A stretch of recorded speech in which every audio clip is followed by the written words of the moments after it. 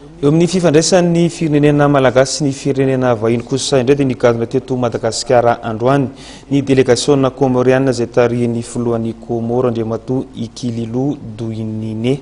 Délégation mafunza izay ahitana olona 20, ahitana ministre, diplomaty ary mpandrara ara-toekarena reto tonga eto Madagasikara ireto. Horesahana ao anatin'ny dinika mikasika ny fifanakalozana ara-barotra eo amin'ny firenena roa ny lafin'ny fandriam-pahalemana an-dranomasina ny fanazavana avy hatrany. Androany no nigadona teto Madagasikara ny délégation nantarihan'ny filohan'ny Comore Ikililo Douinine. Délégation mafunza izay ahitana olona 20, ahitana ministre, diplomaty ary mpandrara ara-toekarena. Hitoetra amin'ny alarobia romartsa ny fitsidiana amin'ny fomba ofisialy izay tanterahan'ny filohan'ny Comore.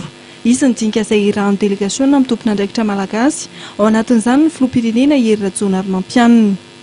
Comore izay manana fifandraisana ara-diplomatika amin'ny Madagasikara ny alohan'ny fanjanahantany. Horesahana ao anatin'ny dinika mikasika ny fifankanolozana ara-barotra eo amin'ny firenena roa tonta lafa fandriam-pahalemana an-dranomasina.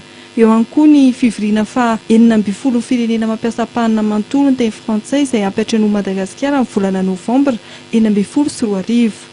Amin'izao fotoan'izao ihany koa dia manana ady iraisany Madagasikara sy Comore. Ho an'ny Madagasikara, mbola mitohy ny fitakianan'ny famerenan'ny La Frantsa ny nosy manodidina Epars, raha toa ka mbola tsy vita ihany koa ny fifandranana eo amin'ny La Frantsa sy Comore mikasika ny nosy Mayotte. Inona fa anisan'ny horesahana ihany koa io tebiko mandritra ny fiaonany eo amin'ny tompon'andraikitra malagasy sy ny délégation tarihan'ny filohan'ny Comore Ikililo Douinine.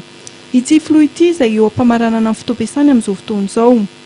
Ao anatin'ny vanim-potoa fifidianana ny filoham-pirenen'ny Comore amin'izao fotoan'izao. Sy mandray anjara ao anatin'ny fifidianana ny filoha Ikililo Douinine no izy avy any Moélie. Manomboka amin'ity taona ity dia avy any Grande Comore no hitondra ny Comore araka ny fitantanana mihodina amin'ny nosy efatra dia i Grande Comore, Mayotte, Moélie ary Anjouan.